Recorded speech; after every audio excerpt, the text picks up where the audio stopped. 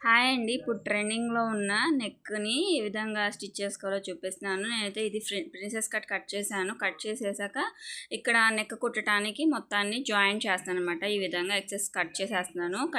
Join చేసేసి ఇప్పుడు ఇలా ఓపెన్ చేస్తే ఇప్పుడు ఇక్కడ ఆల్రెడీ కట్ చేసి ఐరన్ చేసి పెట్టిన నెక్ క్యాన్వాస్‌ని నేను లైనింగ్కి అటాచ్ చేశాను అనమాట.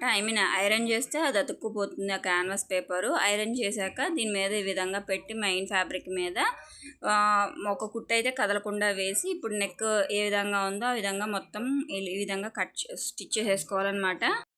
ఈ విధంగా మొత్తము స్టిచ్ చేసేసుకున్న తర్వాత ఇప్పుడు దీని నెక్ అయితే కట్ చేస్తున్నాను అనమాట. ఇప్పుడు main fabric, lining, canvas cut చేసిన అటాచ్ చేసిన లైనింగ్ మొత్తం 3 ఒకేసారి కట్ చేస్తున్నాను. ఓన్లీ క్యాన్వాసే కట్ చేశాను.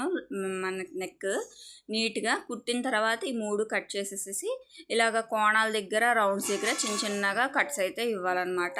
ఇలా కట్స్ ఇవ్వటం వల్ల ఏమవుతుందంటే నీట్గా రివర్స్ చేసినప్పుడు కరెక్ట్గా వస్తుంది. ఇక్కడ కొంచెం కుట్టు పడలేదు, అది కొంచెం కరువు తిరిగేలాగా కుట్టు వేస్తున్నాను. మళ్ళీ అంతేను, మళ్ళీ కుట్టినాక ఇలాగ వేసుకోవచ్చు. కుట్టు ఏమన్నా అడ్జస్ట్ పడకపోతే ఈ విధంగా మొత్తం రివర్స్ చేసేసిన తర్వాత నేను దీనికి పైపింగ్ కూడా వేసానండి. ఫుల్ వీడియో ఇక్కడ లింక్ ఇస్తాను, చూడండి మొత్తం ఎలా స్టిచ్ చేశాను అనేది.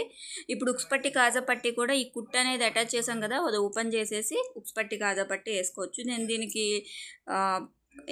పైపింగ్ కూడా వేసాను, నీట్గా వచ్చింది, చాలా బాగుంది నెక్ ఫినిషింగ్ అయితే.